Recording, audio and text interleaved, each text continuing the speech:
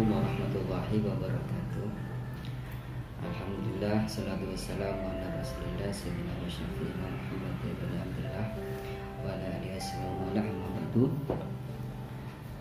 Assalamualaikum ya. Alhamdulillah kita berjumpa lagi di kesempatan kali ini. Tentunya kita wajib bersyukur kepada Allah karena sampai saat ini kita masih dirahmati oleh Allah. Semoga sekarang dan waktu-waktu yang dan seterusnya, semoga kita semuanya selalu diberikan kesehatan dan diberikan lancar rezekinya dan batin. Baik, untuk saat ini Al-Fakir akan menyampaikan sebuah hal tentang suatu cerita tentang pentingnya kita agar senantiasa berbuat baik kepada orang lain.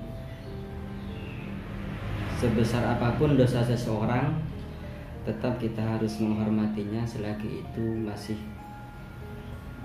sesama manusia di antara kita.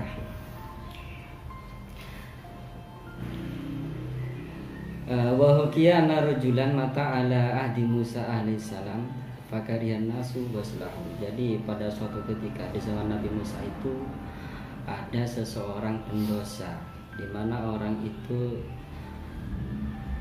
oleh orang-orang di sekitar itu, oleh masyarakat di desa itu sangat dibenci karena keburukan dari perilakunya. Ketika suatu saat orang itu meninggal, sehingga orang-orang di daerah itu tidak mau untuk memandikan, mensolati dan juga mengkafaninya, dikarenakan mereka sangat membenci pada orang yang mati tersebut. Dan pada saat itu pula kemudian datanglah malaikat kepada Nabiullah Musa alaihissalam, di mana Allah memerintahkan kepada Nabi Musa untuk mengurusi jenazah tersebut, untuk mengurusi, mensolati, memandikan dan mengkafaninya kepada jenazah tersebut, jenazah yang ditelantarkan oleh orang-orang pada saat itu. Orang-orang di saat itu tidak mau mensolatinya, mengkafani dan juga menguburkan.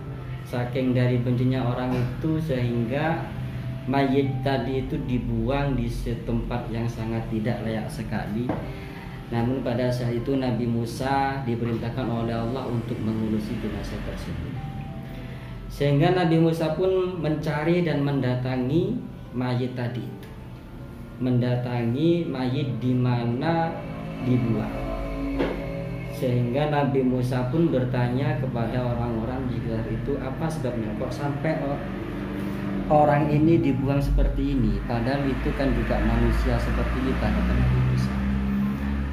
Kemudian mereka pun menjawab, ya kami tidak mau merawat jenazah itu karena itu jenazahnya orang yang sangat fasik sekali, pendosa, sangat buruk sekali pekerjaannya, sehingga kami tidak mau untuk mengurusi jenazah itu. Kemudian Nabi Musa pun penasaran kepada si mayit tadi itu. Allah, kenapa?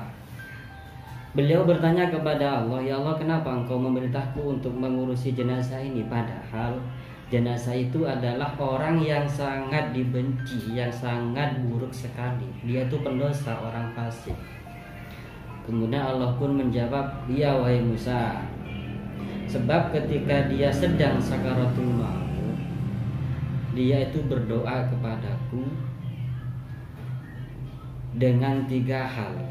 Dan dia pun mengatakan kepadaku bahwasanya dia mengerjakan perbuatan dosa tadi itu dikarenakan dia itu terpengaruh oleh 3 hal. Yang pertama karena dia itu tidak kuat menahan hawa nafsunya. Yang kedua karena dia itu terpengaruh oleh godaan iblis. Sedangkan yang ketiga, orang tadi itu sudah terbiasa mengerjakan hal itu sehingga dia tidak mampu untuk membendungnya. Namun di saat dia sedang sakaratul maut, dia pun mengatakan, berdoa kepada wahai Musa. Dia mengatakan, ya Allah, engkau tahu bahwa aku ini adalah pendosa, dan engkau pun tahu bahwa aku ini selalu mengerjakan kemaksiatan. Tapi aku mengerjakan kemaksiatan ini, sesungguhnya aku tidak menyukainya, dan kau pun tahu itu. Aku pun selalu mencintai orang-orang yang kau kasihi. Meskipun aku tidak mau berkumpul dengan mereka, aku tetap mengasihi mereka. Dan aku tahu bahwa rahmat Engkau lebih luas daripada siksaan Engkau, ya Allah. Dikarenakan si mayit tadi berdoa dengan demikian, maka hal itulah yang menyebabkan Allah mengampuni segala dosa-dosanya, mengampuni segala kesalahannya, sehingga aku menyuruh engkau, wahai Musa, agar engkau mau mengurusi jenazah itu, karena aku telah mengampuni dan aku merahmatinya, dan aku hapus segala kesalahannya, karena dia selalu berbaik sangka kepada.